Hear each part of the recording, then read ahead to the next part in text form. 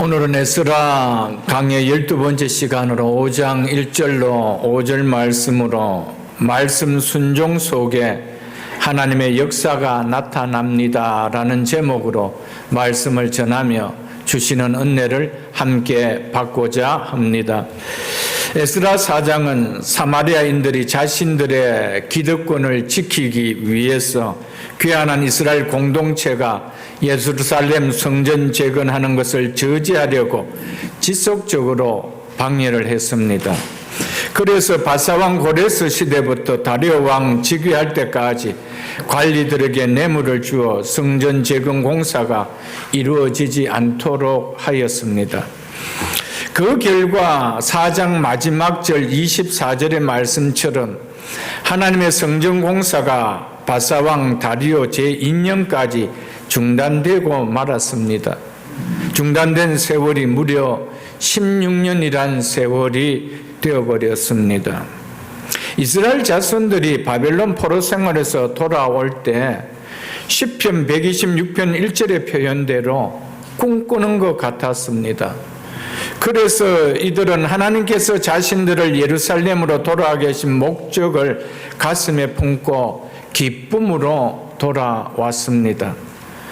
이들이 도착하자 제일 먼저 파괴되어 오랜 세월 방치되어 있는 황폐한 하나님의 성전터로 갔습니다. 그리고 그곳에서 파괴된 성전을 다시 재건하기 위하여 감격한 마음으로 자신들의 힘 잘하는 대로 모두 다 예물을 드렸습니다. 처음에는 파괴된 하나님의 성전을 보며 안타까운 마음에서 어떻게든지 힘을 다해서 이 성전을 다시 건축하려고 힘다하여 공사에 힘을 썼습니다. 그러나 뜻밖의 방해하는 대적들의 지속적인 방해로 어쩔 수 없이 보여서 공사는 멈추어야만 했습니다. 공사가 중단되고 보낸 세월이 벌써 16년이 흘렀습니다. 공사가 중단되자 처음에는 안타까운 마음으로 어떻게든 공사를 진행시켜 보려고 모두들 힘을 썼을 것입니다. 하나님께서 이대로 주저앉게 하시지 않을 것이다. 하나님께서 하나님의 성전을 재건하라고 우리를 보내셨지 시작만 하고 중단하려고 우리를 보내시 않았다라며 함께 공동체가 기도하며 어떻게든지 공사를 다시 시작하려고 힘을 썼을 것입니다. 중단된 시간이 점점 흘러가고 다시 공사가 재개될 기미가 보이지 않자 이런 마음도 하나 둘 서서히 식어져 버리고 성전에 대한 의지마저도 다 말라버렸습니다. 그래서 귀환한 이스라엘 자손들은 하나님께서 왜 자신들을 예루살렘으로 돌아오게 하셨는지 그 목적까지도 이제는 잊어버린 채 오직 육신의 일에만 집착하여 그것을 자신의 삶의 최고의 목적인 것처럼 살아가고 있었습니다. 그래서 무려 성전 공사가 중단된 지 16년의 세월이 흘렀음에도 아직 성전 공사의 때가 이르지 않았다라며 성전 공사를 다시 시작해 보려는 생각조차도 없어져 버렸습니다. 오직 자신들을 위해서 안일한 삶에만 몰두하는 삶을 살게 되었습니다. 하나님께서 이렇게 영적으로 무기력한 깊은 잠에 빠져 있는 귀환한 이스라엘 백성들을 깨워 다시 성전 재건을 재기하도록 이들에게 선지자들을 보내서 말씀하게 하셨습니다. 이것이 오늘 본문의 내용입니다. 하나님께서 작정하신 하나님의 뜻은 잠시 방해로 중단되어 시간이 지연되는 것처럼 보여도 결코 멈춰버리는 일은, 결코 폐기되어버리는 일은 없다라는 것입니다. 그래서 하나님께서 선지자를 통하여 성전 재건을 반드시 일어나야 할 것임을 말씀하십니다. 하나님의 뜻은 결코 멈출 수 없는 반드시 이루어지고야 만다는 것이 본문의 메시지입니다. 오늘 1절은 이렇게 말씀하고 있습니다. 선지자들 곧 선지자 학개와 이또의 손자 스가랴가 이스라엘의 하나님의 이름으로 유다와 예루살렘에 거주하는 유다 사람들에게 예언하였더니 즉 대언하였더니 이렇게 말씀합니다. 하나님께서 선지자 학개와 스가랴를 통하여 소명을 잊어버린 채 영적으로 무기력한 잠에 빠져서 자신들의 육적 안위만을 추구하며 살아가고 있는 이스라엘 백성들에게 영적 무관심과 영적 나태함을 책망하며 하나님의 이름으로 성전을 다시 건축하도록 촉구하게 하셨습니다. 그래서 전에도 말씀드렸지만 에스라서는 성전 공사의 중단 원인을 외부에 즉 사마리아 대적들에게 강조를 두고 있었지만 학개서는 귀환한 이스라엘 백성들에게 즉 내부에 더 강조를 두고 있습니다. 학개서를 좀 살펴봐야 되겠습니다. 학개서 1장 1절 5절 한번 살펴보겠습니다. 구약성경 1310쪽입니다. 학개서는 좀 홀도하고 계셔야 될 것 같습니다. 1310쪽 학개서 1장 1절로 5절 말씀입니다. 하나님께서 선지자 학개와 스가랴를 보내셔서 예언하게 하셨습니다. 하나님의 말씀을 대언하게 하셨습니다. 뭐라고 말씀하셨는지 학개가 어떻게 말씀하고 있는지 보겠습니다. 학개서 1장 1절을 보겠습니다. 다리오 왕 제2년 6째 달 곧 그 달 초하루에 여호와의 말씀이 학개 선지자 학개로 말미암아 스알디엘의 아들 유다 총독 스룹바벨과 여호사닥의 아들 대제사장 여호수아에게 즉 예수아에게 임하니라. 하나님의 말씀이 임했습니다. 이르시되 만군의 여호와가 이같이 말하여 이르노라. 그래서 에스라 본문에 보면은 두 선지자가 하나님의 이름으로 예언하였다라고 한 것이 이것 때문입니다. 그러면서 이렇게 이야기하죠. 이 백성이 이런 이스라엘 백성을 향해서 하나님은 내 백성이라고 하지 않고 이 백성이 구약에서 하나님께서 이 백성이라고 할 때는 항상 책망할 때 하시는 말씀입니다. 내 백성을 가리켜서 내 백성이라고 하지 아니하고 이 백성이 이러면서 이 백성이 말하기를 여호와의 전을 건축할 시기가 이르지 아니하였다 하느니라. 아직 다리오 왕의 제가가 나지 않았기에 못한다는 것입니다.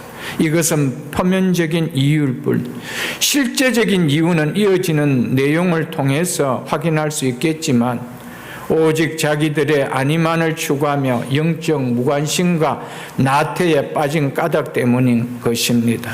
그래서 성전 재건을 해야 한다는 귀한 목적을 잊어버린 채 16년이라는 세월을 지냈음에도 아직 하나님의 일을 할 때는 이르지 않았다라며 그 일에 무관심해 버렸다는 것입니다. 이처럼 무너진 성전을 재건하여 하나님이 원하시는 선민 공동체를 회복해야 한다는 소망의 불꽃은 그들에게서 완전히 사라져 버렸습니다.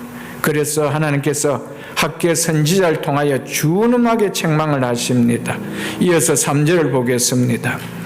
여호와의 말씀이 선지자 학개에게 임하여 이르시되 학개 개인의 이야기가 아닙니다. 개인의 사적으로 하는 얘기가 아닙니다. 선지자 학개에게 하나님의 말씀이 임하여서 하는 말씀이라고 하고 있습니다.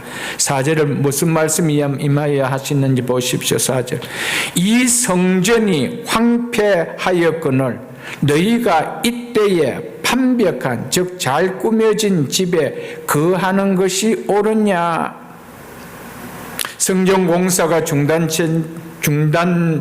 중단된 채 황폐한 자리가 되고 말았는데 마음에 아무런 가책도 느껴짐도 없고 오직 자기들의 육신의 안락을 위해서만 바빴다는 것입니다. 그래서 하나님께서 학개 선지자를 통하여 이스라엘 백성들을 향하여 질타하게 하신 것이었습니다. 오늘 우리 시대는 어떻을까요? 하나님의 백성임에도 불구하고 하나님의 일에는 관심을 보이는 것 같습니까? 많은 교회에 하나님의 자녀인 성도들이 있지만 하나님의 일에는 얼마나 관심을 보이며 신앙생활하는 것처럼 보입니까? 자신의 육적인 일에만 시간이 부족하다고 느낄 만큼 올인하며 살아가고 있지 않을까요?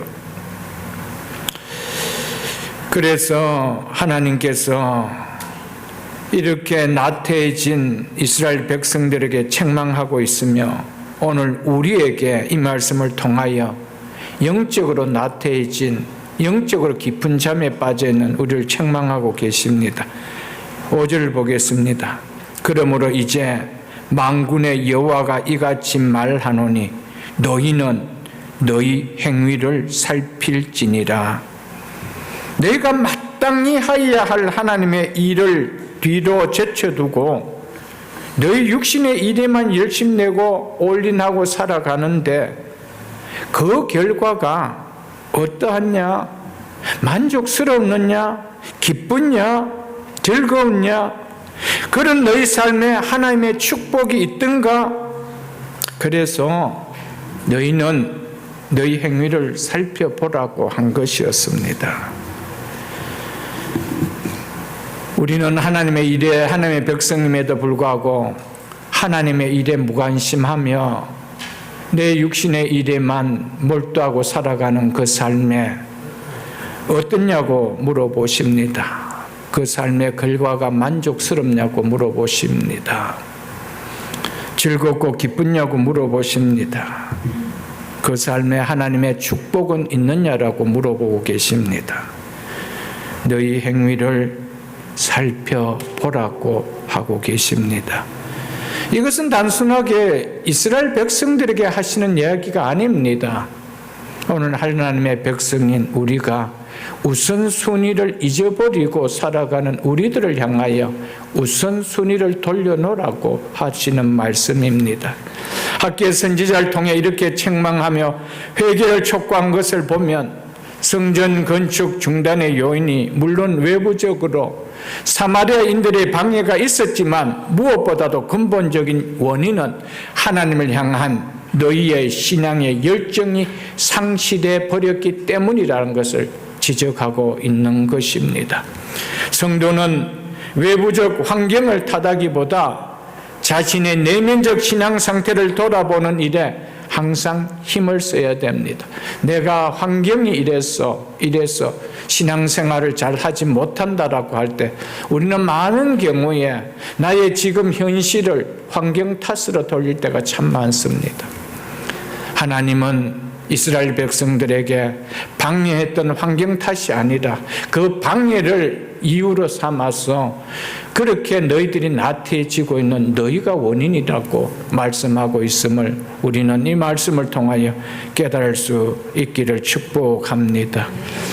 우리가 뭐든지 긍정적인 사람은 방법을 찾습니다. 할 수 있다라는, 하기를 원하는 방법을 찾지만은 부정적인 사람은 항상 하지 못하는 이유를 찾습니다. 핑계를 찾습니다. 그것이 너무 다릅니다. 지금 이스라엘 백성들에게는 우리가 할 수 없다라는 핑계를 찾고 있습니다. 어떻게든지 해보겠다라는 긍정적인 마음으로 방법을 찾는 것이 아니라 우리는 이래서 못하고 있습니다. 이래서 아직 때가 아닙니다라고 이유를 대고 있습니다. 우리의 신앙이 그렇지 않습니까? 하나님께서 우리를 구원하시지 않을 이유를 댔다라면 한 명도 구원받을 자가 없습니다. 구원받을 수 없는 우리에게 하나님 이유를 대어서 구원시키지 아니하시고 방법을 찾아서 구원시켜 주셨습니다. 그런 우리가, 구원받은 우리가 하나님을 향하여 늘 못하는 핑계를 찾았어. 이유를 찾았어. 이랬어. 나는 할 수가 없습니다. 그런 핑계와 그런 이유는 다른 사람에게도 똑같이 있습니다. 표현 안 해서 그렇지요. 말을 안 해서 그렇지요. 그러나 방법을 찾으면 그 가운데서도 할 수 있는 일은 있고요. 하나님께서는 힘을 주신다는 사실을 기억하십시오. 그래서 하나님이 일을 하는 자를 하나님은 축복하신다는 사실입니다. 스가랴서를 보겠습니다. 그 학계 다음이 스가랴입니다. 학계 다음이 스가랴 1장 3절을 보겠습니다. 학계 다음에 스가랴 선지자는 뭐라고 이야기했는지 스가랴 1장 3절을 보겠습니다. 그러므로 너는 그들에게 말하기를 만군의 여호와께서 이처럼 이르시되 너희는 내게로 돌아오라. 만군의 여호와의 말이니라. 무슨 말일까요? 지금 이들의 상태가 하나님을 떠나 있는 상태라는 겁니다. 하나님 주신 사명을 망각한 채 살아가고 있다는 것입니다. 예루살렘으로 돌아오게 목적을 까마득하게 잊고 살아가고 있다는 겁니다. 그래서 너희는 내게로 돌아오라. 만군의 여호와의 말이냐라고 그렇게 전하라는 거예요. 우리는 어떨까요?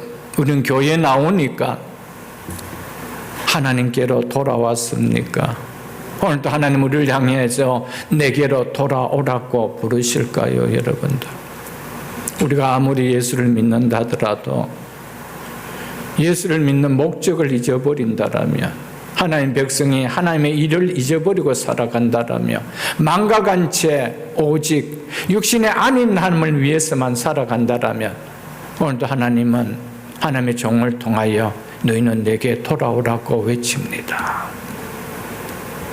이스라엘 백성들 여전히 하나님을 믿고 있었던 자들이었습니다. 그런 자들을 향하여 하나님은 너희는 내게로 돌아오라. 이것은 하나님을 떠난 상태에 있다라는 것을 전제하고 하시는 말씀입니다. 그래서 그리하면 내가 너희에게로 돌아가리라. 만군의 여호와의 말이니라. 우리는 하나님을 믿는데요 하는데 하나님은 아직 나는 너에게 돌아간 적이 없다라는 거예요. 여러분, 나는 하나님을 믿는데요 하는데 하나님은 나는 너를 모르겠대요. 여러분, 관계는 서로가 알아가는 거예요. 서로가 아는 것이 관계지요. 내가 안다라고 관계입니까? 내가 바이든 대통령을 아무리 안다고 윤석열 대통령을 안다 해도 그분도 나를 몰라요. 왜요? 관계가 맺어지지 않았기 때문에. 우리가 아무리 하나님의 예배를 드리고 하나님 안다 하더라도 하나님 나를 모르신다라면 그건 관계가 맺어진 게 아니에요. 그래서 이스라엘 백성들에게 너희가 내게 돌아오면 나도 너에게 돌아가겠다. 이 말은 뭡니까? 관계가 맺어지지 않았다는 말인 거예요. 이런 상황 속에 있었습니다. 백성이 그들의 존재 목적을 잊어버리고 살아갈 때, 사명의 목적을 잊어버리고 살아갈 때, 우리를 구원해 주신 목적을 잊어버리고 살아갈 때, 예루살렘으로 돌아오게 목적을 잃어버리고 살아올 때 나를 떠났다는 거예요. 그래서 내게 돌아오라는 거예요. 다시 학개서를 돌아가겠습니다. 학개서 1장 8절을 이어서 보겠습니다. 학개서 1장 8절입니다. 너희는 산에 올라가서 나무를 가져다가 성전을 건축하라. 너희는 산에 올라가서 나무를 가져다가 성전을 건축하라. 이게 너희에게 예루살렘에 완 목적 아니냐? 이걸 잊고 살아가고 있지 않느냐? 그래서 지금이라도 너희는 산에 올라가서 나무를 가져다가 성전을 건축하라. 너희는 때가 아직 아니라고 하지만은 산에 올라가서 지금이라도 나무를 해서 성전을 건축하라. 왜? 내 때니까. 이렇게 말씀하고 있습니다. 그리하면 내가 그것으로 말미암아 기뻐하고 영광을 얻으리라. 여호와의 말씀이니라. 하나님은 언제 당신의 백성들 향하여 기뻐하고 영광을 얻는다고 하고 계십니까? 우선순위가 바르게 설 때, 삶의 우선순위가 바르게 설 때 하나님은 그 삶을 보시고 기뻐하시고 그 삶을 통하여 영광을 받으신다고 하심을 기억할 수 있기를 주의 이름으로 축복합니다. 하나님께서는 학계 선지자를 통하여 영적 분별력을 잃어버리고 영적 무관심과 나태함에 빠진 이스라엘 공동체를 향해 책망하시고는 너희가 먼저 해야 할 일이 무엇인지 분별하라고 하셨습니다. 우리 하나님께서 오늘 우리의 삶을 보실 때는 영적으로 깨어 분별하는 신앙을 살고 있다라고 하실 수 있을까요? 이들처럼 우리도 영적 무관심과 나태함을 보이는 영적 잠에 취해 있다라고 책망하지 않으실까요? 나는 너를 통하여 기뻐하지도 않고 영광도 받고 있지 않다라고 하실까요? 우선순위를 바꾸라고 말씀하고 있지는 않을까요, 여러분들? 그래서 시편 13편 3절로 4절에 보면 다윗은 내 하나님이여 나의 눈을 밝히소서, 나의 눈을 밝히소서, 두렵건대 내가 사망의 잠을 잘까 두렵다고 했습니다. 내가 사망의 잠을 잘까 두렵사오니 하나님이여 내 눈을 밝혀달라고 기도했습니다. 그래서 나의 원수가 나를 이겼다 할까, 내가 흔들릴 때 대적들이 기뻐할까 두렵다고 했습니다. 내가 영적 잠의 잠으로 말미암아 하나님과 관계없는 삶을 살아감으로 말미암아 대적들이 기뻐할까, 믿지 않는 자들이 기뻐할까, 이게 내가 두렵다는 거예요. 우리는 예수를 믿으면서는 어떻습니까? 내가 신앙 없는 모습들을 보면서 주변에 믿지 않은 사람들이 기뻐하고 있나요? 그렇지, 뭐 믿으면 저래밖에 못 믿지. 그들이 기뻐할까 있을까요? 다윗은 그럴까봐 내가 두렵대요. 혹 그렇게 될까봐, 내가 영적인 사망의 잠에 자는 것이 두려울까봐 하나님이여 내 눈을 밝혀달래요. 분별할 수 있도록 눈을 밝혀달라고 했습니다. 우리에게도 이런 믿음의 기도가 있기를 주의 이름으로 축복합니다. 하나님은 잠든 영혼을 반드시 말씀을 통하여 깨우십니다. 다시 학계로 가서 1장 6절을 보겠습니다. 너희는 많이 뿌릴지라도 수확이 적으며 먹을지라도 배부르지 못하며 마실지라도 흡족하지 못하며 입어도 따뜻하지 못하며 일꾼이 싹을 받아도 그것을 구멍 뚫린 전대에 넣음이 되니라. 만군의 여호와가 말하노니 너희는 자기의 행위를 살필지니라.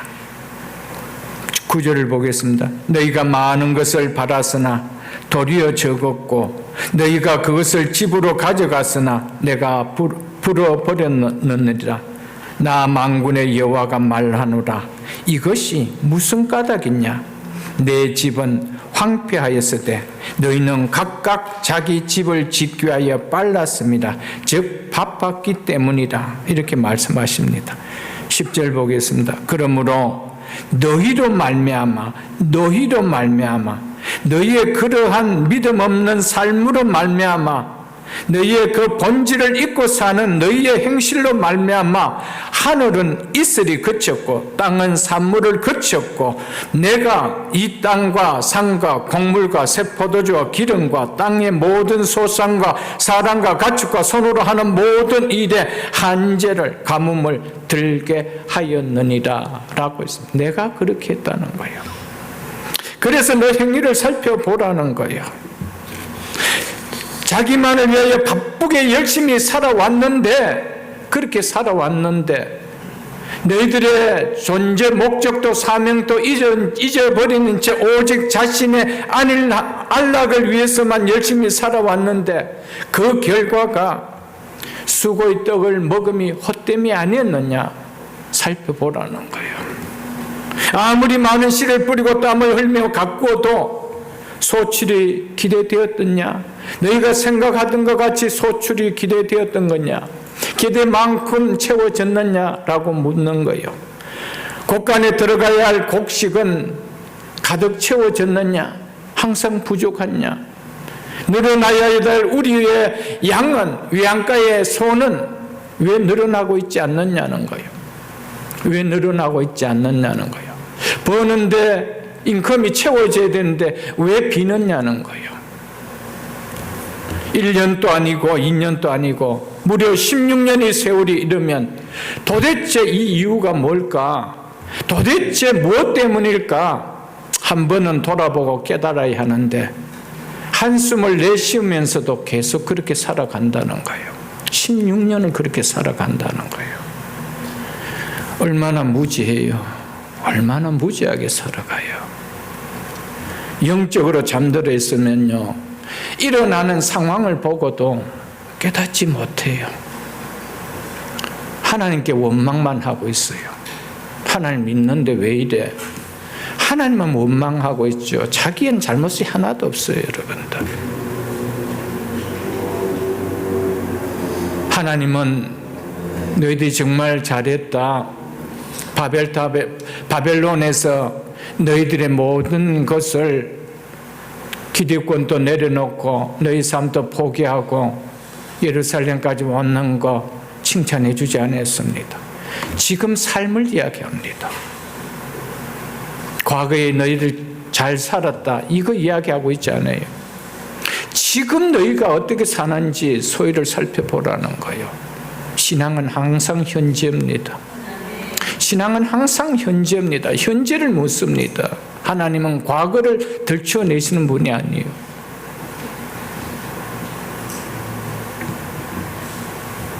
하나님께서 이들에게 고난을 주신 이유가 뭘까요? 열심히 살아가는데도 수고의 떡을 먹음이 헛되게 하신 이유가 뭘까요? 분명히 하나님께서는 내가 한죄를 내리게 했다라고 이야기하고 있습니다. 내가 그렇게 했다라고 하고 있습니다.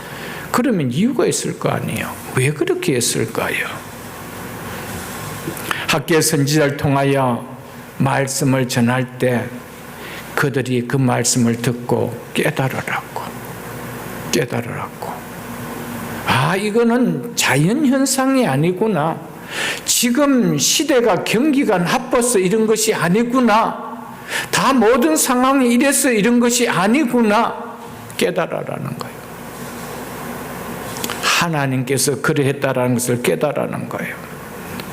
자기 생각대로 모든 일이 잘 된다라면은 너희 행위를 살펴보라는 말씀이 들릴까요? 모든 것이 잘 돼요. 하는 비즈니스도 잘 돼요. 건강도 누구보다도 탁월해요. 나이가 60이 됐는데도 청년보다도 더 모든 건강 수치가 좋아요. 자식도 모든 대로 다 잘 되고 있어요. 그런데 자기 소유를 살펴보라고 할 때 그 말이 들리겠습니까? 그래서 하나님이 하나하나 다 한죄를 내리게 만드는 거예요. 그럴 때 말씀이 들리기 때문입니다. 그래서 하나님은 그것을 깨닫게 하시기 전에는 한죄를 들게 하십니다. 그럴 때 그 말씀을 들릴 때 내가 이래서 그랬구나, 원인을 깨닫게 될 수가 있죠, 여러분들. 그래서 시편 119편 71절에 보면은 고난 당하는 것이 내게 유익이다. 이런 말미암아 내가 주의 율례를 배웠기 때문이라고 했습니다. 고난 당하는 것이 왜 유익이에요? 그것 때문에 하나님의 말씀이 내게 들려졌기 때문이라는 겁니다. 그래서 그 고난이 복이었다라고 이야기합니다. 여러분, 말씀이 들리지 않고 살아가는 것이, 여러분 바벨탑을 쌓고 있다 하더라도 그 복이 아닌 거 깨달으십시오, 여러분들. 내가 선이 수고하는 대로 모든 일이 잘 되고 잘 풀린다 할지라도 내 영혼의 말씀이 들리고 있지 않다라면 그건 복이 아니에요. 그래서 고난당함이 네게 복이니라. 왜요? 이런 말미암아, 이 고난당함으로 말미암아 내가 주의 율례를, 주의 말씀을 배우게 되었기 때문이라는 겁니다. 그 말씀이 들려졌기 때문이라는 겁니다. 말씀이 들려지는 것이 복입니다. 말씀이 들려지고 있지 않다라면 결코 복이 아니에요. 천금을 가졌다고 하더라도, 내 자녀들이 뭐든지 척척 잘 된다 할지라도 그게 복이 아니에요. 점점점 하나님은 그를 향하여 내게 돌아오라, 내게 돌아오라, 내게 돌아오라, 그 이야기밖에 하시지 않습니다. 언젠가는 그 모든 것들을 통하여 깨닫게 되어질 만큼 하나님의 한죄를 뿌려버릴 수도 있습니다. 왜요? 하나님의 진정한 복음, 말씀이 들리는 게 복이기 때문입니다. 그렇기 때문에 우리가 말씀이 들리고 살아간다는 것은 축복 중에 축복이라는 사실을 여러분들 깨달으십시오. 그래서 시편 119편 67절에도 고난당하기 전에는 내가 그릇 행하였더니, 고난당하기 전에는 이 모든 일이 그릇 행하는 것일지도 모르고 정말 내 인생이 잘 풀리구나, 잘 되구나, 내 같은 인생도 없구나라고 살아갔는데 고난당해 보니까 그것이 그릇 행하였다고 깨달아졌다는 거예요. 그러면서 이제 주의 말씀을 지키나이다, 주의 말씀을 순종하게 되었다는 거예요. 무엇이 복이라는 겁니까? 말씀이 들리고 그 말씀에 내 삶을 얻는 것, 그게 진정한 복입니다. 여러분, 이 사실을 깨달을 수 있기를 주님을 축복합니다. 그래서 하나님께서는 학개와 스가랴 선지자를 통하여 귀하는 이스라엘 공동체의 나태해진 영적 상태를 체험하면서 성전 건축 재기를 촉구하기 전에 먼저 고난을 주셨습니다. 그리고 나서 하나님께서 학개와 스가랴 선지자를 통하여 말씀을 보내서 성전 건축을 16년간이나 방치해 놓은 이스라엘 공동체를 깨우쳐 하나님의 일에 다시 헌신할 수 있도록 하셨습니다. 하나님 말씀만이 잠든 신앙을, 나태해진 믿음을 일어나게 만듭니다. 하나님과 멀어진 삶을 하나님께로 돌아오게 만듭니다. 하나님 말씀은, 하나님 말씀을 통하여 언제 일어나게 하고 언제 깨웁니까? 조금이라도 이것이 내 인생의 고난이구나라는 것이 깨달아질 때입니다. 고난이라고도 하면서도 아직도 이 삶이 그대로 좋다라고 여겨진다라면 하나님 말씀은 소리일 뿐이지 말씀으로 들리지 않습니다. 생명으로, 능력으로, 지혜로, 축복으로 와닿지 않습니다. 내 지혜가 더 축복된 삶으로 이끌어갈 것 같고 행복한 삶으로 이끌어갈 것 같이 여겨지지, 하나님의 말씀은 여전히 불편한 말씀이고 하나님의 말씀은 나에게 여전히 힘들게 하는 말씀으로 들려질 수밖에 없습니다. 그러나 고난을 겪어나게 되면은 하나님의 말씀이 어찌 그리 단지요, 꿀송이보다 더 달달하는 이 고백은 하라고 하지 않아도 그냥 내 입에서 고백으로 나오는 것이죠. 하나님의 말씀은 절대적인 진리입니다. 다시 학개서 1장 1절을 보겠습니다. 다리오 왕 제2년 6째 달 곧 그 달 초하루에 여호와의 말씀이 선지자 학개로 말미암아 스알디엘의 아들 총독 스룹바벨과 여호사닥의 아들 제사장 여호수아에게 임하니라. 이르시되, 6째 달 초하루 즉 1일부터 말씀을 학개 선지자를 통하여 전하게 하셨다고 하죠.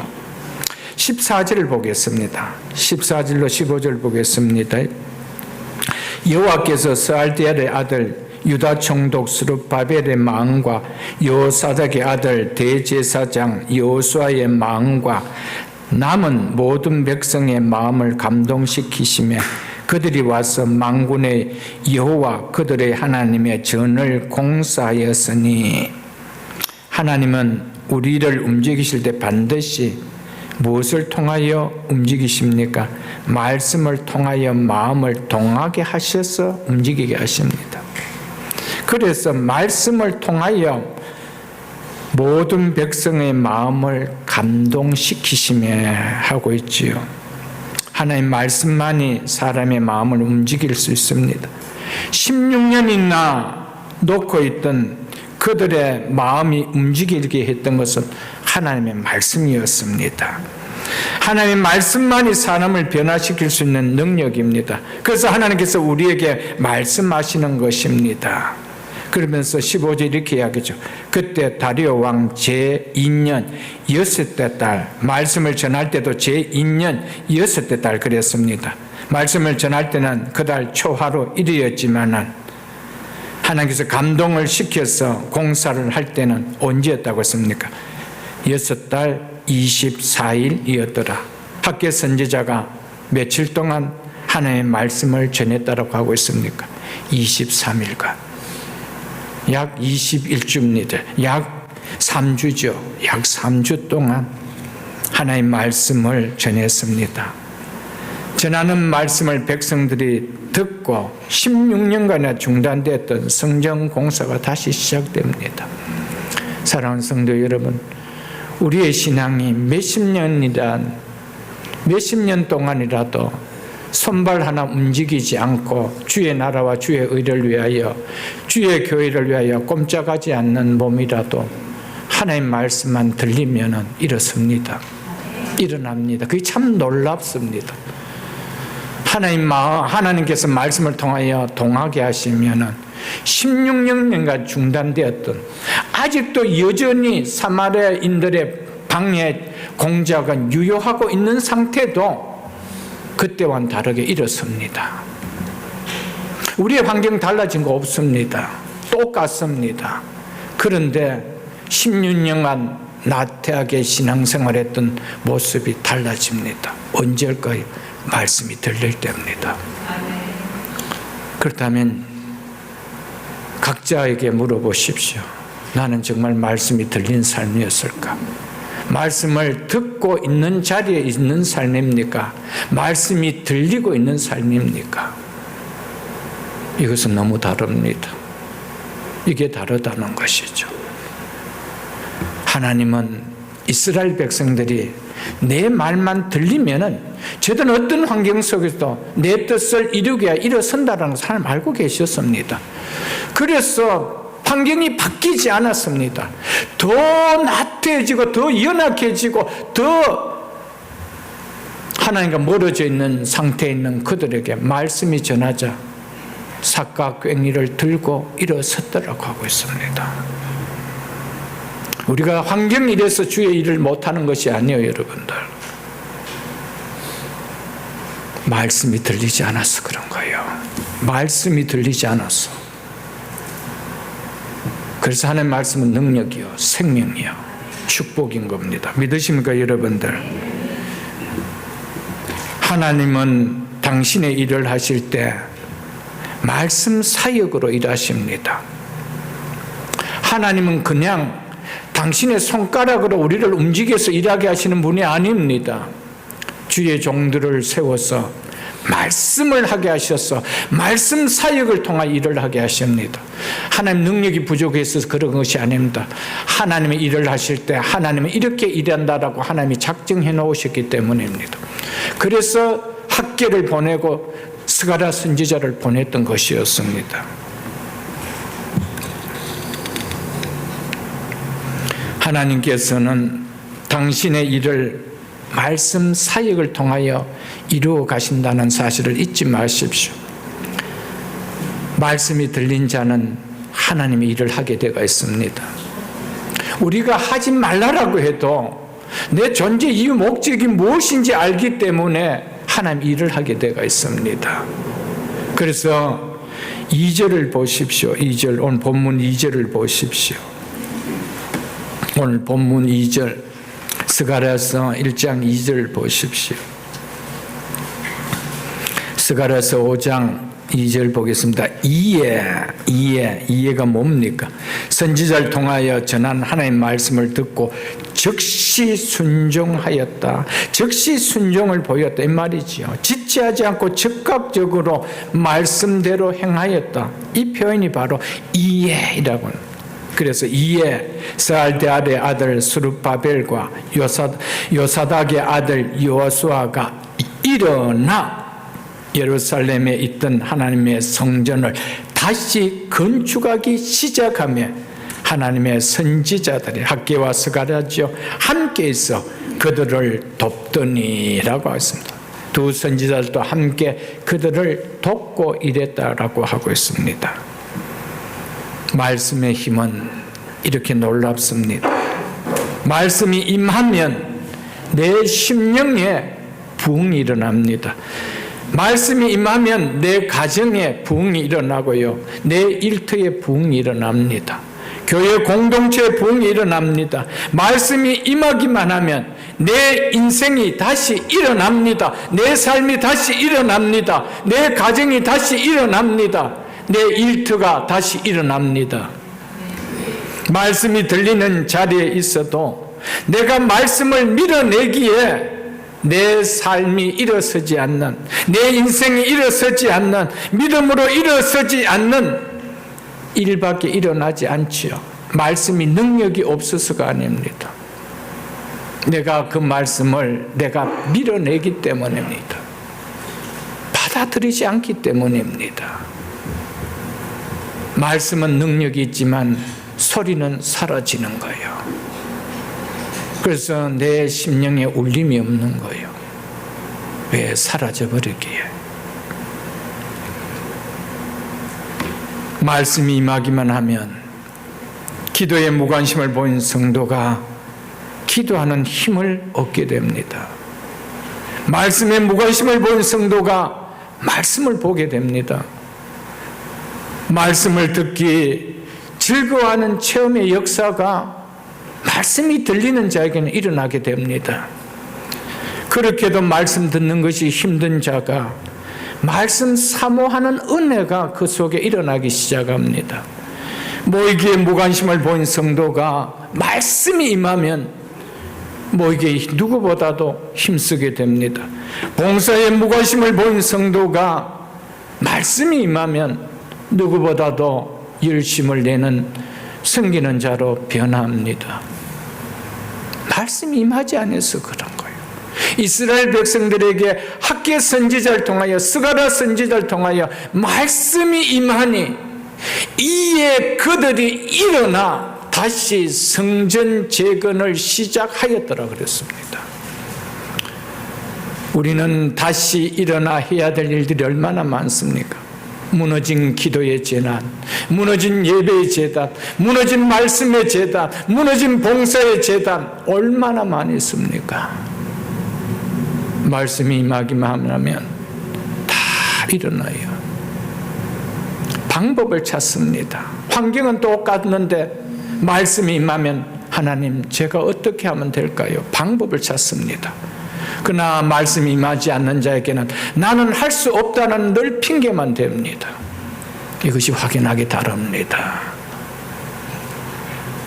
사랑하는 성도 여러분, 우리는 할 수 없다는 핑계를 대는 자가 아니라 환경은 달라진 것이 없지만 할 수 있음을 보일 수 있는 믿음을 드러내는 말씀이 임한 성도가 될 수 있기를 주의 이름으로 축복합니다.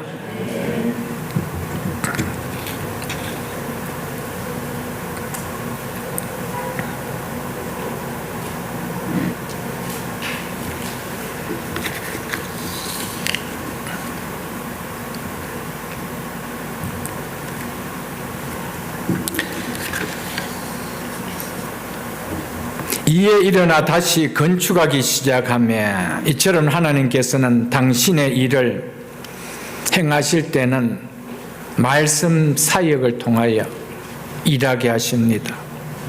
말씀을 통하여 은혜 받지 않는 사람 가운데 일하는 사람은 잘 없습니다. 다 말씀을 통하여 은혜를 받았기 때문에 하나님의 뜻을 이루고자 하는 것 아닐까요, 여러분들? 하나님 말씀에 마음을 여는 자들을 통하여, 그래서 말씀에 순종한 자들을 통하여 하나님은 당신의 뜻을 행하기를 원하지.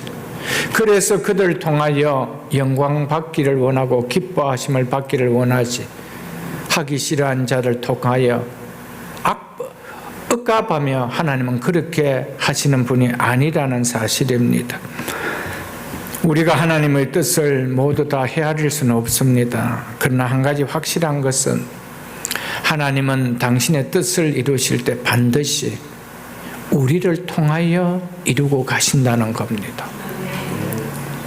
하나님의 백성들을 통하여, 하나님의 자녀들을 통하여 당신의 뜻을 이루어 간다라는 것, 이거 한 가지만큼은 분명하게 하나님의 뜻이라는 것이죠. 우리가 알 수 있는 하나님의 뜻이라는 겁니다.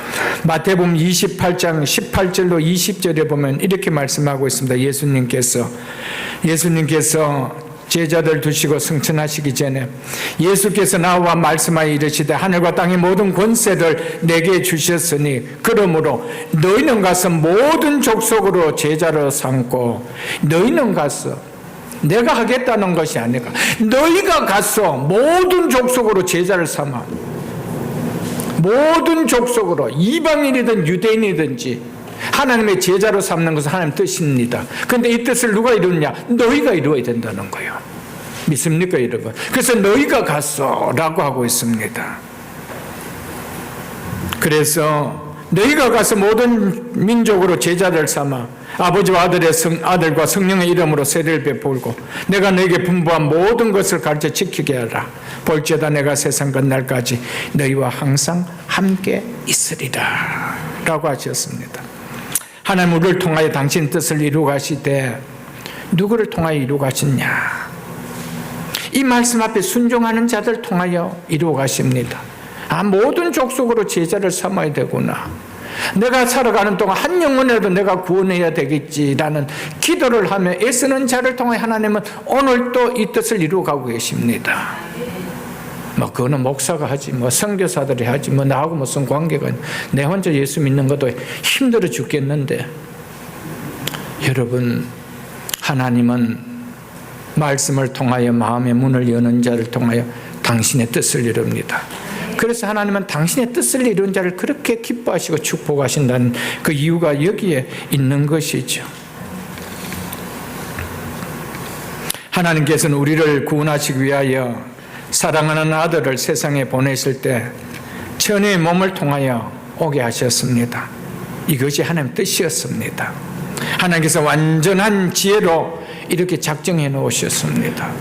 그런데 이를 이루어지도록 하는데 말씀에 전적으로 순종하는 마리아를 통하여 이 뜻이 이루어지게 하였습니다. 누가복음 1장을 한번 보겠습니다. 같이 87쪽입니다. 신학성 87쪽 누가복음 1장 31절입니다. 누가복음 1장 31절에 보라 네가 잉태하여 아들을 낳으리니 그 이름을 예수라 하라. 34절을 보겠습니다. 마리아가 천사에게 말하되 나는 남자를 알지 못하니 어찌 이 일이 있으리까? 천사가 대답하여 이르되 성령이 내게 임하시고 지극히 높으시니 능력이 너를 덮으시려니 이러므로 나실 바 거룩한 이는 하나님의 아들이라 일컬어지리라. 37절 보겠습니다. 대저 하나님의 모든 말씀은 능치 못하심이 없느니라. 마리아가 이르되 주의 여종년이 말씀대로 내게 이루어지다 하며 천사가 떠나가니라. 아멘. 마리아가 이 말씀을, 하나님 뜻을 이루기 위해 이 말씀을 받아들이고 순종하려면 자기의 생명이 위태한 상태였습니다. 처녀가 아기를 가졌다라면 간음죄이기 때문에 돌에 맞아 죽는 거예요. 그런데 하나님의 뜻은 이름에도 불구하고 말씀에 순종하는 자를 통하여 당신의 뜻을 이루어 간다는 사실입니다. 하나님은 한 번도 말씀에 순종하지 않는 자들 통하여 하나님 나라를 이루어가는 역사를 만들어가지 않았습니다. 하나님 말씀에 순종하는 자들을 통하여 당신의 뜻을 이루어가는 것이 하나님이 세우신 뜻입니다.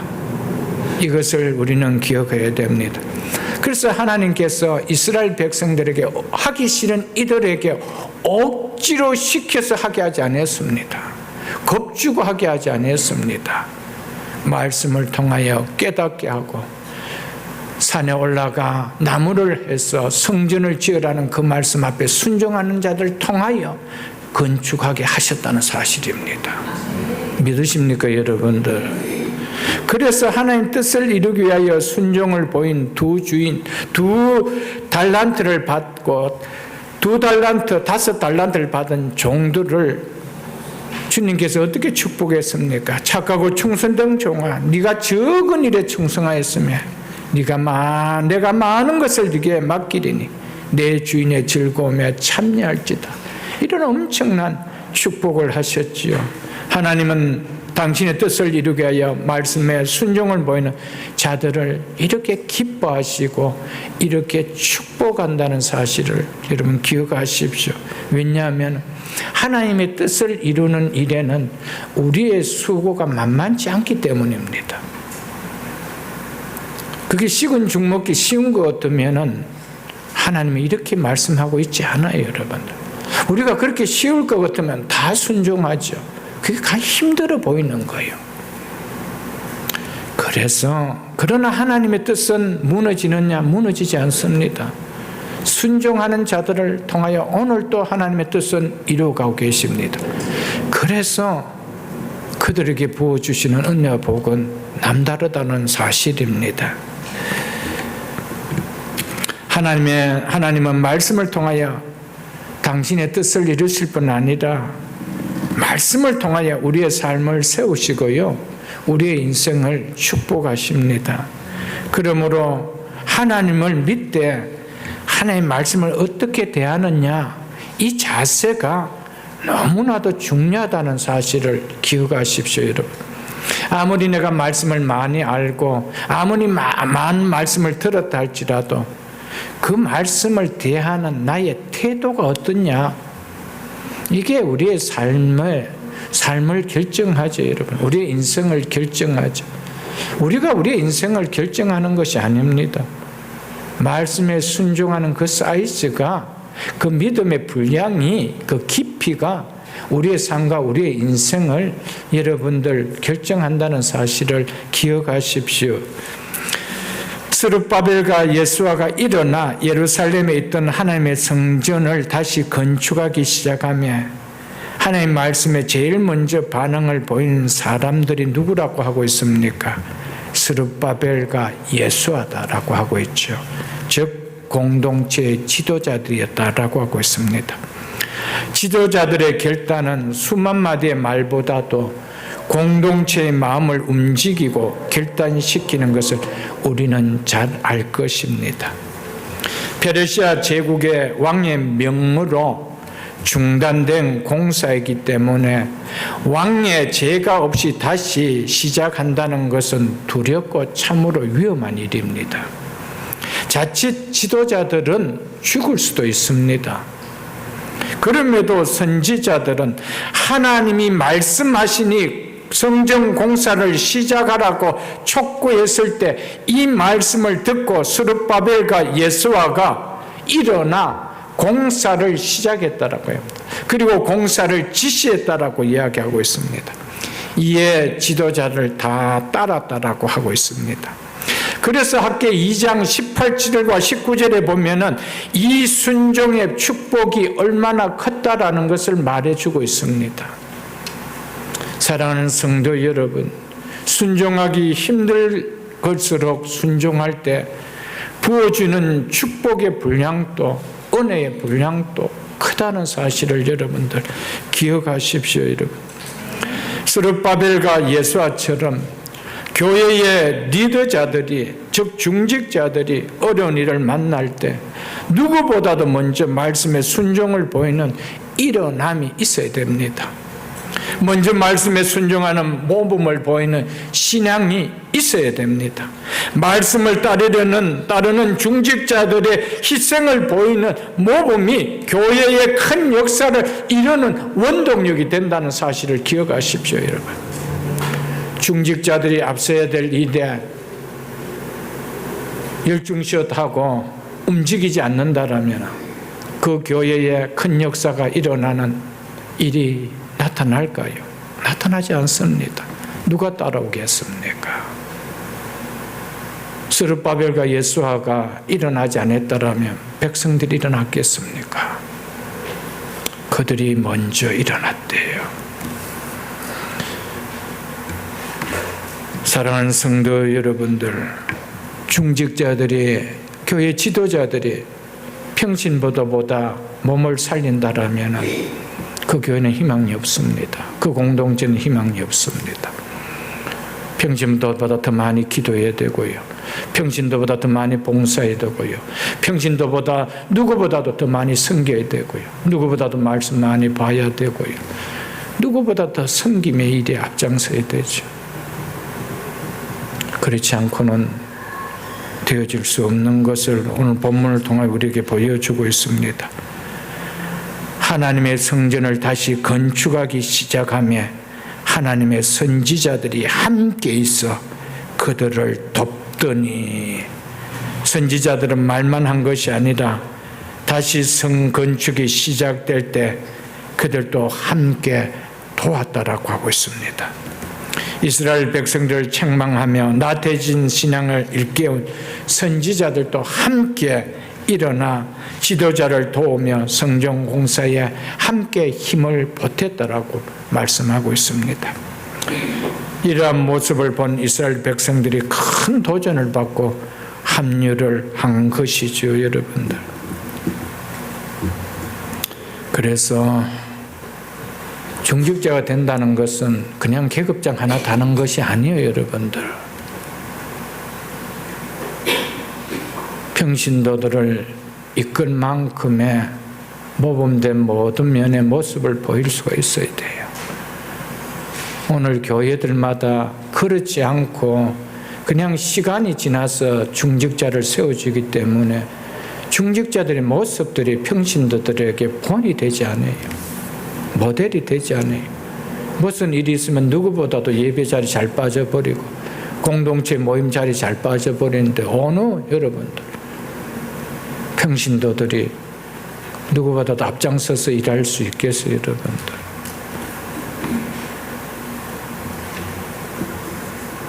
하나님께서는 맡겨주실 때는 책임 또한 부여된다는 사실을 꼭 기억하십시오, 여러분들.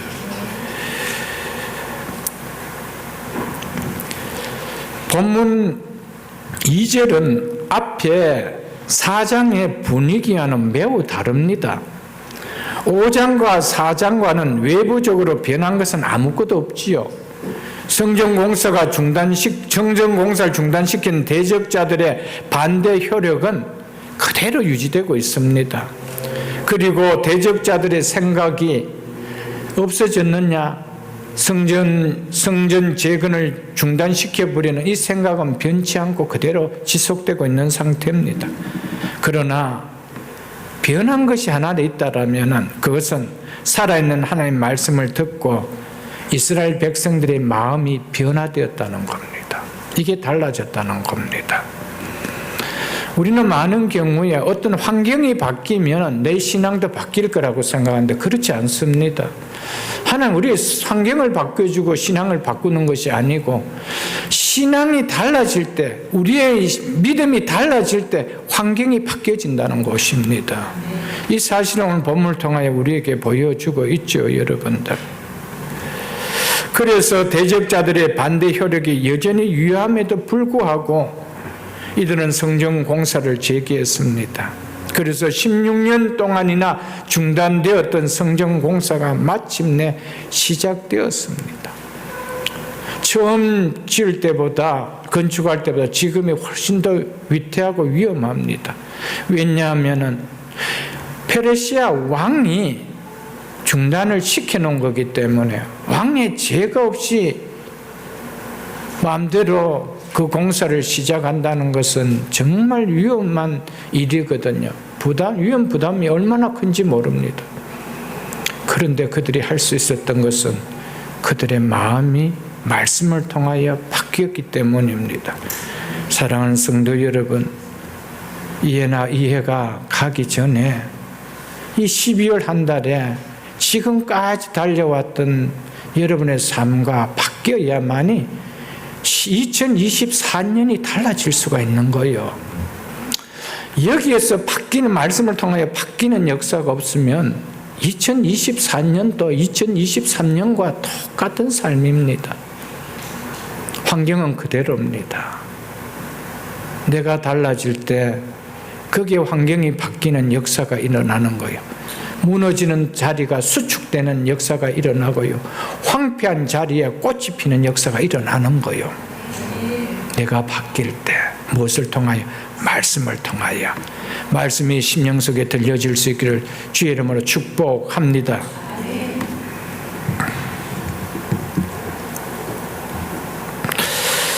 하지만 성전 공사가 다시 시작되었지만 순조롭게 진행되지는 못했습니다.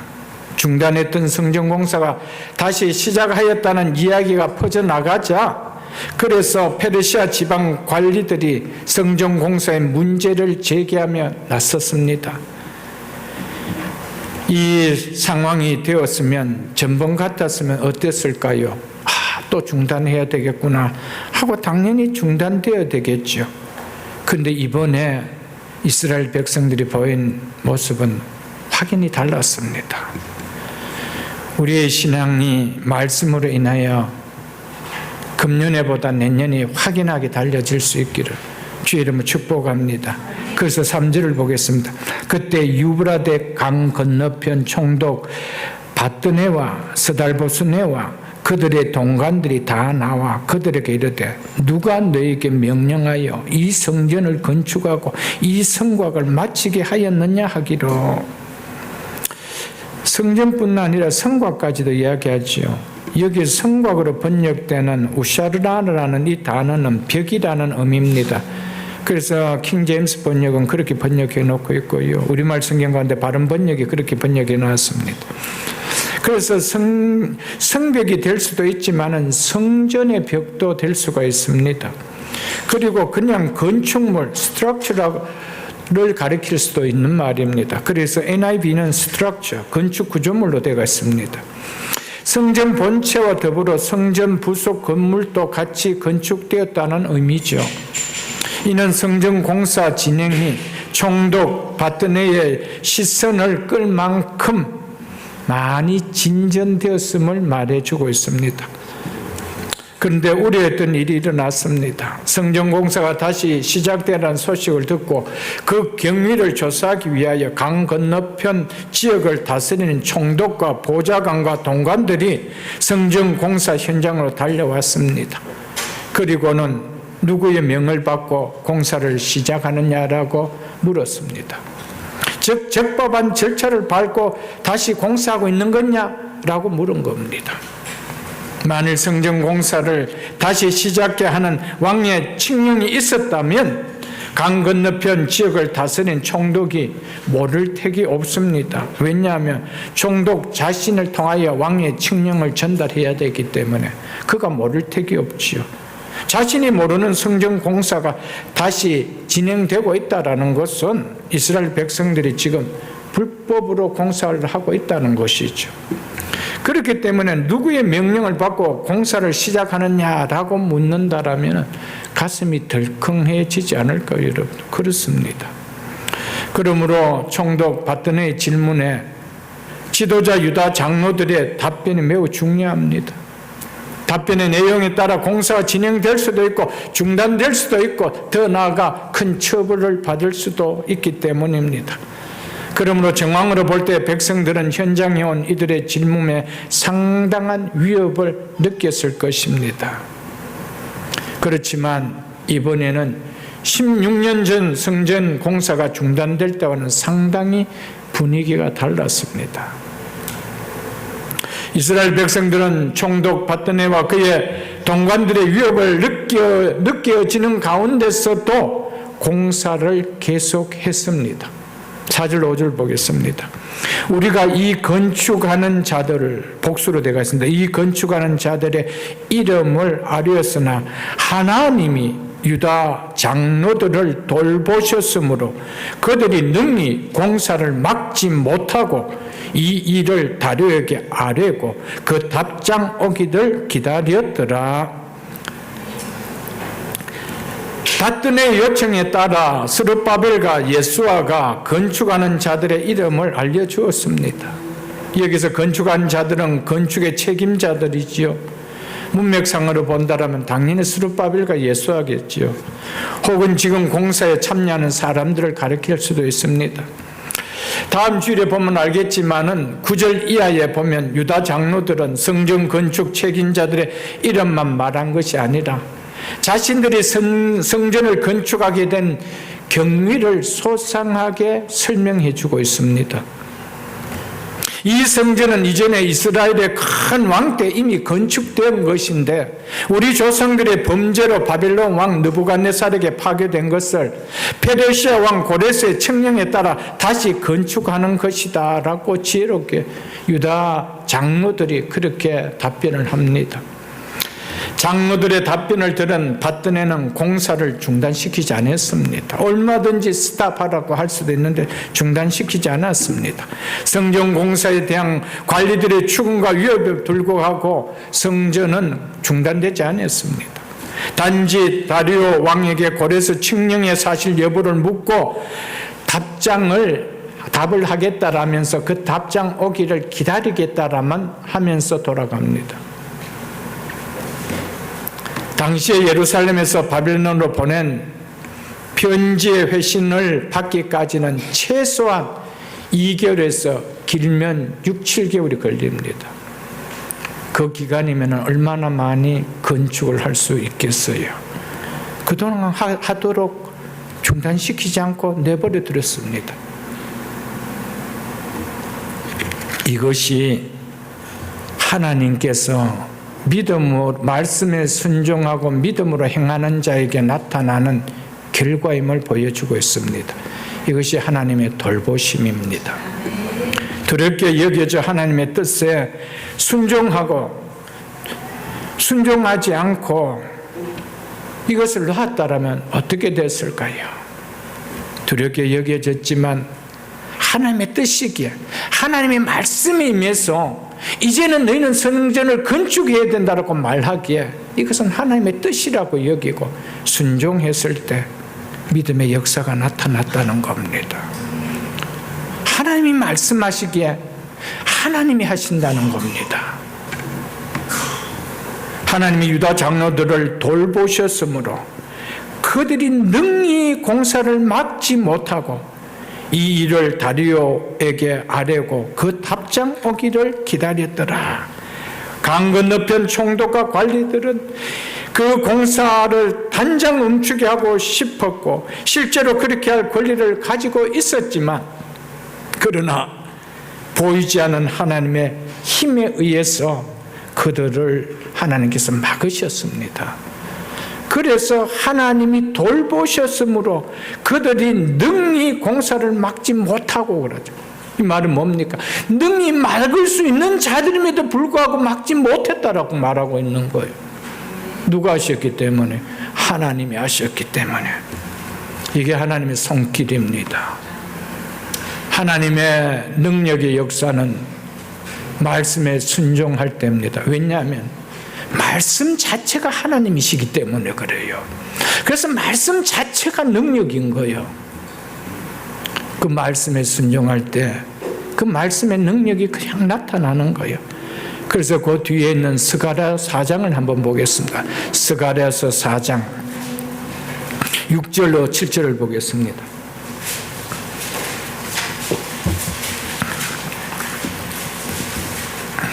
스가랴서 4장 6절로 7절입니다. 그가 내게 대답하여 이르되 여호와께서 스룹바벨에게 하신 말씀이 이러하니라. 만군의 여호와께서 말씀하시되 이는 이 일은 이 말이죠. 힘으로 즉 사람의 힘으로 되지 아니하며 사람의 능력으로 되지 아니하고 오직 나의 영으로 되느니라. 이 유명한 말씀이 여기서 나온 거예요. 스가랴 선지자 예언대로 하나님의 돌보심으로 성전 공사가 다시 중단되지 않고 진행되었다라는 것을 말해주고 있습니다. 사단이 아무리 하나님 뜻을 막으려고 세상 권력자를 이용한다 할지라도 하나님의 역사는 멈춰지지 않는다는 겁니다. 하나님의 뜻은 무너지지 않는다는 겁니다. 그래서 7절에 큰 산아, 여기서 큰 산은 성전 공사를 방해하는 모든 어려움 또한 대적들을 가리키는 말입니다. 네가 무엇이냐? 네가 스룹바벨 앞에서 평지가 되리라. 아멘. 평지가 되어버립니다. 큰 산과 같은 위태롭고 위험 있는 위력을 가진다 할지라도 하나님의 돌보심 앞에는 평지가 되어진다는 거예요. 여러분, 우리 가정의 태산 같은 문제, 큰 산과 같은 문제도 하나님의 말씀이 임할 때, 말씀의 순종함이 임할 때 평지가 되어지는 거예요. 나는 이게 너무 겁이 나요. 너무 두려워요. 큰 산아 네가 무엇이냐? 네가 무엇이냐? 스룹바벨 앞에 평지가 될지어다. 아무나에게 평지가 되는 것이 아니에요. 어떤 자에게는 그 문제는 영원한 큰 산의 문제로 가지고 있는 자지만 어떤 자에게는 평지가 되어지는 자가 된 자도 있다는 사실입니다. 누구에게요? 말씀을 듣고 순종하는 자에게. 그때는 우리가 역사하는 것이 아니고 하나님의 영이 역사하신다고 이야기하고 있습니다. 하나님의 손길이 역사하고 있다는 것입니다. 그래서 하나님이 돌보셨으므로 그들이 능히 공사를 막지 못했다는 겁니다. 평지가 되어버렸다는 거예요. 이게 믿음의 능력입니다. 이것이 신앙의 능력이요, 하나님 믿는 자의 능력이요, 말씀을 순종한 자의 능력이요. 2023년도 우리에게 가정적으로나 또 사업적으로나 우리의 생활 가운데 얼마나 많은 큰 산과 같은 문제들이 있지 않습니까? 2023년 가기 전에 또 2024년도에도 그대로 산으로 두지 마시고 내가 변함으로 말미암아 말씀에 순종하는 믿음의 일어섬으로 말미암아 평지가 되게 하는 역사가 일어나기를 주의 이름으로 축복합니다.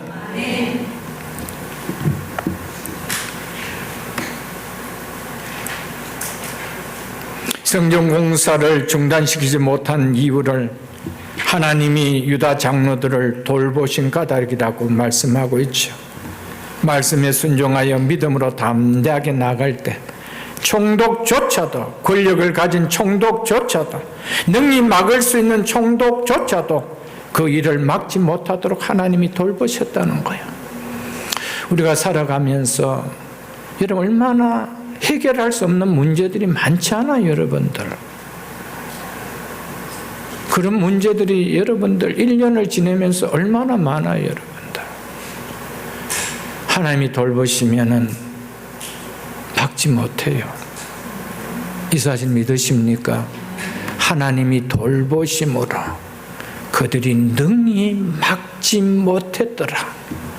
그게 더 이상 문제가 되지 않았다는 거예요. 하나님 풀어주셔야 돼요. 하나님께서 우리의 실타래의 이 메인 매듭들을 하나님 풀어주셔야 돼요. 우리 앞에 놓인 홍해, 우리 앞에 놓인 여리고성, 하나님이 평지가 되게 해주셔야 돼요. 그러려면은 우리가 말씀 앞에 순종할 때 하나님은 그것을 평지로 만드는 것은 하나님 뜻입니다. 그런데 그 뜻을 이루기 위해서 우리를 사용하십니다. 네가 말씀에 순종을 보이라. 아멘.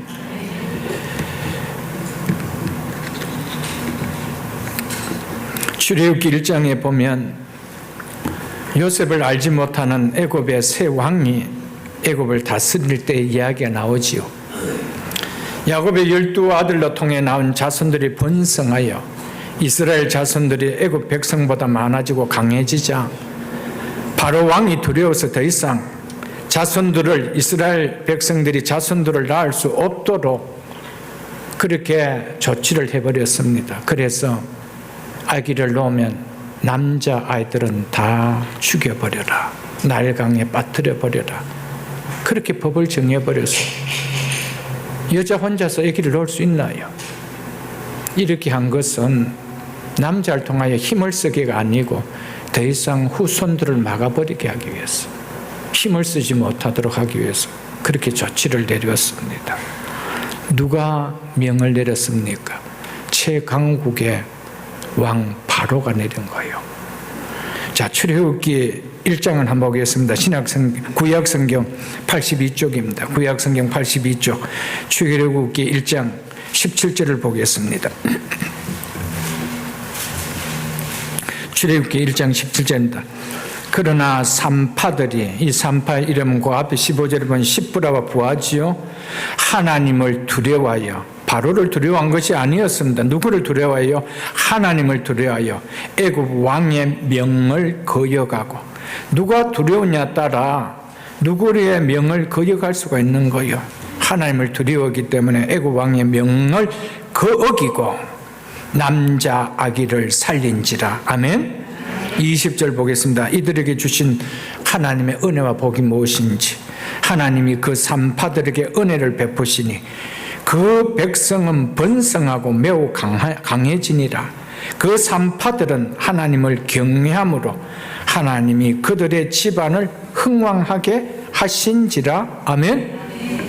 사랑하는 성도 여러분, 이것이 성경의 한 부분의 말씀이라 여기지 마시고요, 내 가정을 이렇게 흥왕하는 것은 하나님을 경외할 때 일어나는 것으로 받아들이십시오. 여러분도 우리 가정을 다시 회복시키는 이 역사는 내가 하나님을 두려워할 때, 하나님을 경외할 때 일어나는 역사임을 기억하십시오. 성경은 이것을 이야기하고 있습니다. 하나님은 그래서 산파에게 지혜를 주시는 거예요. 돌보심을 주시는 거예요. 왜 남자아이가 태어났는데 너가 죽이지 않았느냐 했을 때, 우리가 아기를 받으려고 뛰어갔는데 워낙 힘이 좋아서 우리가 도착하기 전에 먼저 나왔습니다. 이렇게 이야기한단 말이에요. 하나님의 돌보심이죠. 하나님의 돌보심이죠. 우리가 살아가면서 이런 일 얼마나 많습니까, 여러분들? 하나님 붙들고 믿음을 행할 때 하나님의 은혜를 입은 역사가 일어날 뿐 아니라 그 삶에 놀라운 축복이 일어나는 역사가 일어납니다. 에스더도 마찬가지 아니에요. 자기 민족이 멸절 위기에 처하자 자기 민족을 구원하기 위하여 죽으면 죽으리라 라는 각오로 왕 앞에 나갔을 때 민족도 구했고요, 자신도 살 뿐 아니라 하나님께서 이 에스더를 오고 오는 세대에 높이 세워줬잖아요. 죽으면 죽으리라. 하나님이 그를 돌보시는 거예요. 하나님은 말씀에 순종하는 자들 통하여 당신의 뜻을 이루어 가십니다. 당신의 뜻을 이루는 데 쓰임받는 자들을 하나님은 존귀하게 여깁니다. 나를 존중히 여긴 자를 내가 존중히 여기리라. 아멘. 다시 학기에서 2장을 보겠습니다. 학기에서 2장 4절에 5절에 보면, 4절로 5절에 보면 이렇게 말씀하고 있습니다. 그러나 여호와가 이르노니 스룹바벨아 스스로 굳세게 할지어다. 여호사닥의 아들 대제사장 여호수아야 스스로 굳세게 할지어다. 즉 힘을 내어라 이 말입니다. 여호와의 말이니라. 이 땅 모든 백성이 스스로 굳게 하여 힘을 내어 일할지어다. 이유를 이야기합니다. 왜냐하면 내가 너희와 함께 하기 때문이라. 아멘. 하나님은 말씀에 순종하는 자들을 그냥 혼자 내버려 두지 않습니다. 힘을 내어라. 어려운 이 상황이 있을 것이다. 그래도 힘을 내어라. 왜? 내가 너희와 함께 하기 때문이라는 거예요. 그러면서 이어서 만군의 여호와의 말이니라. 아멘. 5절도 보십시오. 너희가 애굽에서 나올 때 내가 너희와 언약한 말과 나의 영이 계속하여 너희 가운데 머물러 있나니 너희는 두려워하지 말지어다. 아멘. 사랑하는 성도 여러분, 우리가 살아가면서 믿음이 넘어지고 믿음이 서지 못하는 이유 중에 하나가 뭐냐 하면은 상황 앞에서 두려워하기 때문에 그래요. 그 상황을 넘어갈 수 있는 힘이 있어야 되는데 그 상황 앞에서 늘 꺼꾸러지는 거, 막 두려운 거예요. 무서운 거예요. 이러다 이런 일이 일어나면 어떨지, 일어나지도 않은 것을 내가 소설을 쓰고 상상을 하면서 내가 스스로 무너져 버리는 거예요.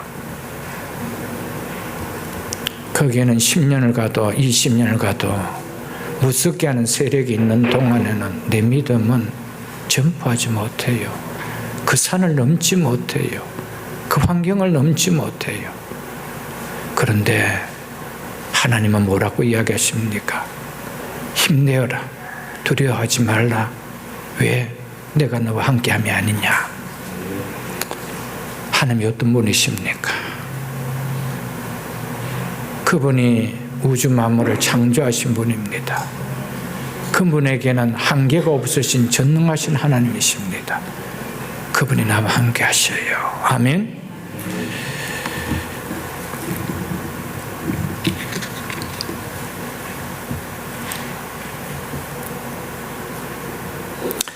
우리가 믿음에 담대함이 있다라면은 사단은 결코 우리의 앞길을 막을 수 없습니다. 우리가 그것을 이길 담대함이 없어서 그 문제 앞에 두려워하기 때문에 우리가 무너지죠. 그래서 이사야서 41장 10절에 보면 두려워하지 말라. 내가 너와 함께합니다. 놀라지 말라. 나는 내 하나님이 됩니다. 내가 너를 굳세게 하리라. 참으로 너를 도와주리라. 참으로 나의 의로운 오른손으로 너를 붙들리라. 아멘. 두려워하지 말래요. 왜 두려워하지 말랄까요? 두려워하는 상황이 있기 때문에 두려워하지 말라라고 하는 거예요. 그럼에도 불구하고 두려워하지 말래요. 두렵게 하는 그 상황의 문제보다 내가 더 큰 자가 아니냐는 거예요. 그 큰 내가 너와 함께하고 있지 않느냐는 거예요. 그게 임마누엘의 신앙 아닐까요, 여러분들?